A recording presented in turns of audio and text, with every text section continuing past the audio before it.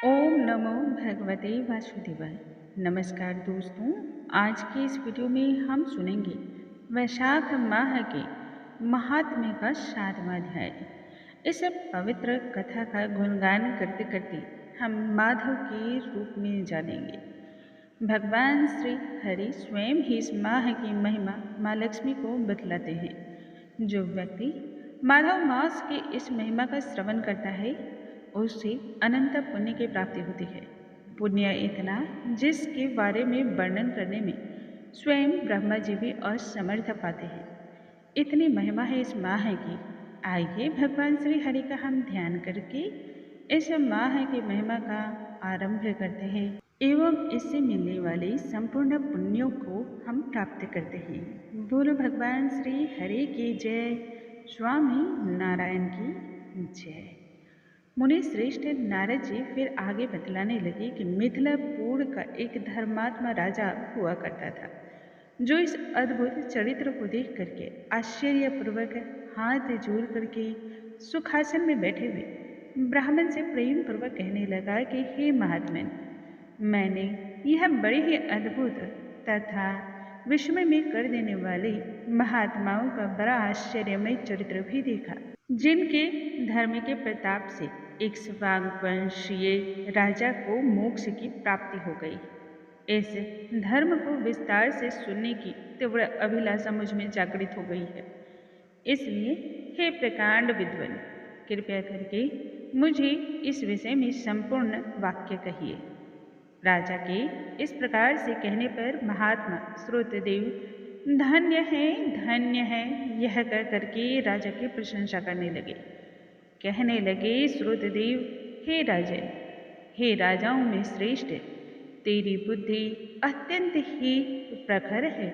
यही कारण है कि वासुदेव भगवान के प्यारे धर्म के विषय में पूछने की तेरे अंदर लालसा उत्पन्न हुई है। जन्मों जन्मों का यह संचित पुण्य कर्म ही है, तभी यह तीव्र अभिलाषा तुम्हारे अंदर जागृत हुई, वरना प्राणियों की बुद्धि भगवान श्री हरि की कथाओं में तो लगती ही नहीं है।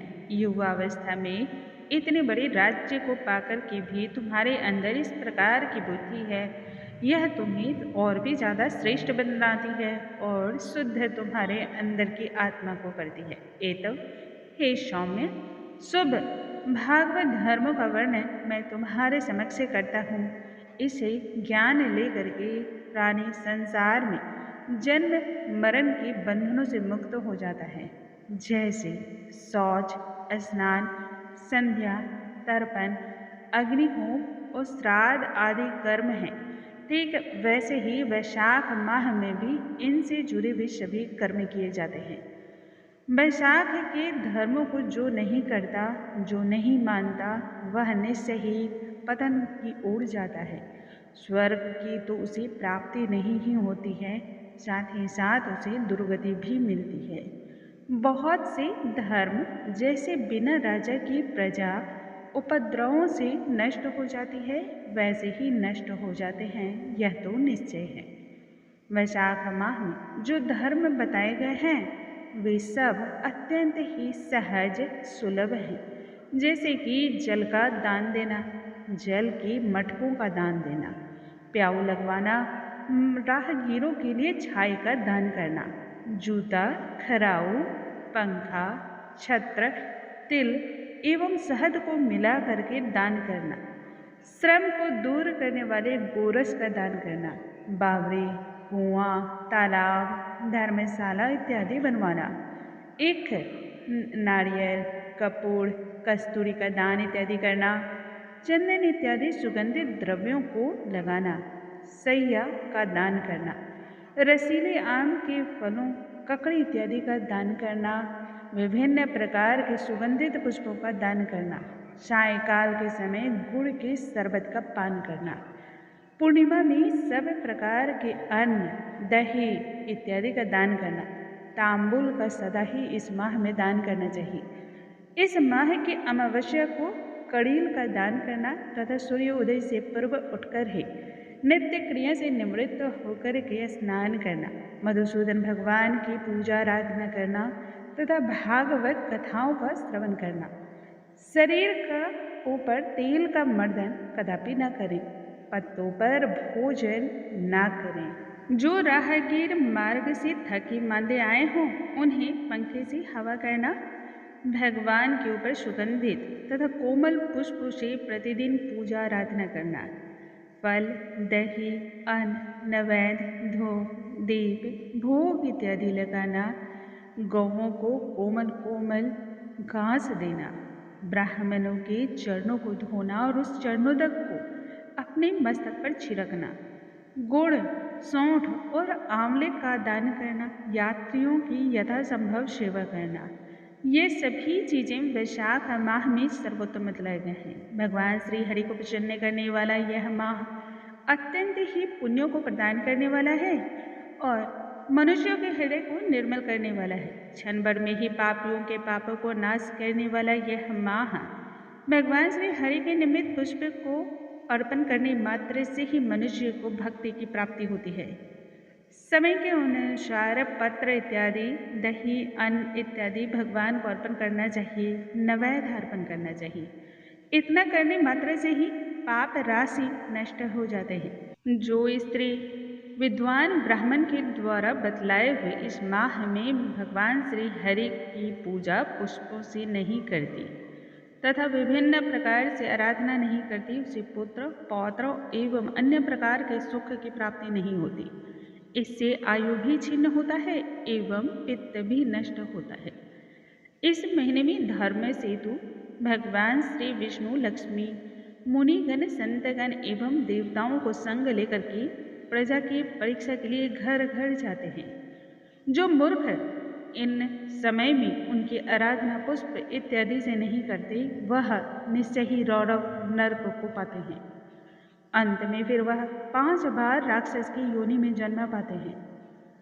वैशाख के माह में भूखे प्राणियों के प्राणों की रक्षा के निमित्त जल एवं अन्न का दान निश्चय ही करना चाहिए। पशु पक्षियों के निमित्त जो इस प्रकार का अन्न एवं जल का दान नहीं करता है, वह पशु की योनि में जन्म को पाता है। अन्न के दान न करने से पिशाच बनता है। इसी संदर्भ में एक बहुत ही प्राचीन और अद्भुत कथा है। हे राजन, मैं तुम्हारे सामने यह कथा प्रस्तुत करता हूँ। यह तो मेरा स्वयं का भी अनुभव किया हुआ है। तब की बात है जब रेवा नदी के तट पर मेरे पिता पिशाच हो गए। वह अपने ही मांस को खाते थे। भूख और प्यास के मारे उनका शरीर शिथिल हो चुका था। छायाहीन सेमर वृक्ष के पास अन्न न मिलने के कारण उनकी सारी चैतन्यता नष्ट हो चुकी थी। पूर्व संचित दुष्ट कर्मों की वजह से ही उनकी क्षुधा और तृषा बढ़ गई तथा उनकी कंठ माला का छेद बहुत ही सूक्ष्म हो गया एवं कंठ के बीच में मांस खड़ा हो गया था, जिससे तो पीड़ा मानो ऐसी होती थी कि प्राणों के जाने का सदा ही भय सताता रहता था। कुआं, बावड़ी और तालाब के शीतल जल को देख वह उसे विष समझाता। मैं गंगा की यात्रा के निमित्त तब जा रहा था। मैं तब देव योग से रेवा नदी के तट पर जा पहुंचा। वहां इस प्रकार के अद्भुत दृश्य को देखा जहां पर श्यामले वृक्ष के जड़ में एक पिशाच बैठा हुआ अपने ही शरीर के मांस को खा रहा है। वह बहुत ही तेज त्राही त्राहीमाम था। प्यासा प्यासा चिल्लाता हुआ अपने कर्मों के कारण भूखा प्यासा शौच में पड़ा हुआ पीड़ा को प्राप्त कर रहा था। मुझे देखते ही वह पापी मुझे मारने के लिए दौड़ा, परंतु मेरे तेज के प्रभाव के कारण ही वह निहित हो गया। तब मेरे हृदय में करुणा उत्पन्न हो गई। मैंने उसी क्षण उससे कहा कि हे पिशाच, तुम डरो मत, बतलाओ कि तुम कौन हो तथा अपने कष्ट के विषय में भी मुझसे बतलाओ। मैं निश्चय ही तुम्हारे दुखों को दूर करूँगा। मैंने जब इस प्रकार के वचन कहे तब वह मुझे पुत्र न जान करके कहने लगा, पूर्व समय में अनंत देश में भूभराव्य का एक नगरी था। मेरा नाम मैत्र था और संस्कृति गोत्र में मेरा जन्म हुआ था। तप, विद्या, ज्ञान और यज्ञ इत्यादि में मेरी बड़ी ही निष्ठा थी।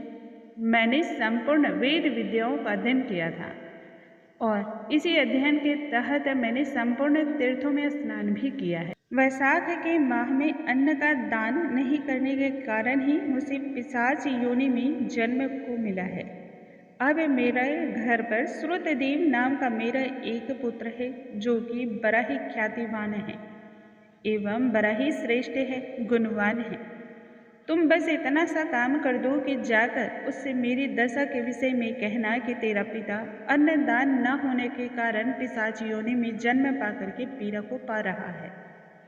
नर्मदा नदी के तीर पर वृक्ष की जड़ में बैठा हुआ है। उसे तो स्वर्ग प्राप्त ना ही हुआ है और दुख जो मिल रहा है वह इतना कि पूछो मत। अपने ही शरीर का मांस का भक्षण करता है।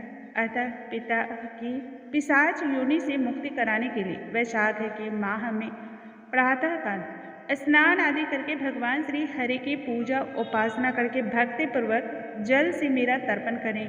फिर श्रेष्ठ प्रकांड ब्राह्मण को अन्न का दान करें, जिससे मैं विष्णु पद को प्राप्त हो जाऊं। यह सब कथा मैंने तुम्हारे समक्ष कह रखा है। बस मेरे ऊपर इतना सा दया का भाव करो, इतना ही में तुम्हारा भी कल्याण होगा और मेरा भी हो जाएगा।